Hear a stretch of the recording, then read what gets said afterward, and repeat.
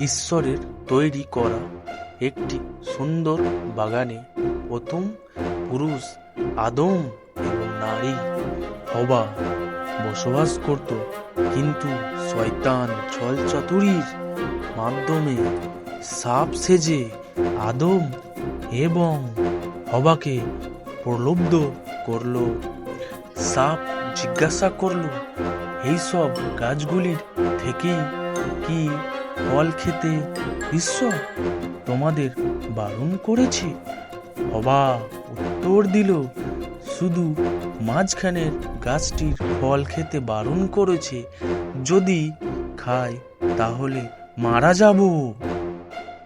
সাপ বলল, তুমি মারা যাবে না, ঈশ্বরের ওই গাছ থেকে ফল খেতে না দেওয়ার পেছনে বিশেষ কারণ আছে।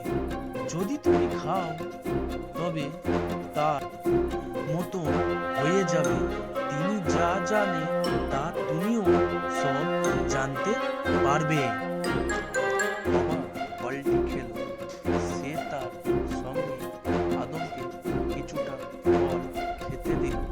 আদম ফলটি খেল এবং খাবার পরে তারা এমন কিছু জানতে পারল যা তাদের জানা ছিল না।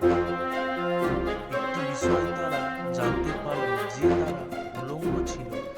তারা পাতার বস্ত্র তৈরি করে নিজেদের লজ্জা ঢাকল।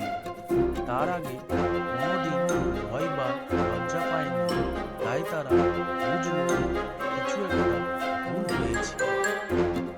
ঈশ্বর ডাকলেন, আদম। বা আদম উত্তর দিল, আমি লুকিয়ে আছি, আমরা উলঙ্গ। ঈশ্বর দীর্ঘশ্বাস ফেলে বললেন, তোমরা ওই গাছ থেকে ফল খেয়েছ, তাই তোমরা জানো।